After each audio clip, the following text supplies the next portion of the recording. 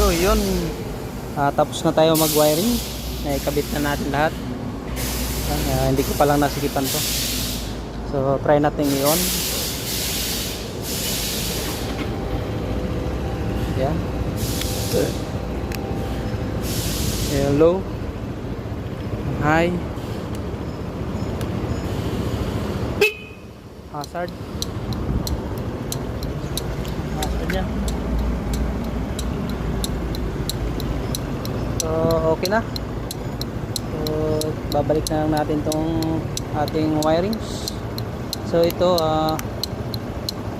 pwede sana itong ikabit. Ito kill switch to, para kahit may susi pwede mo siyang ipatayin.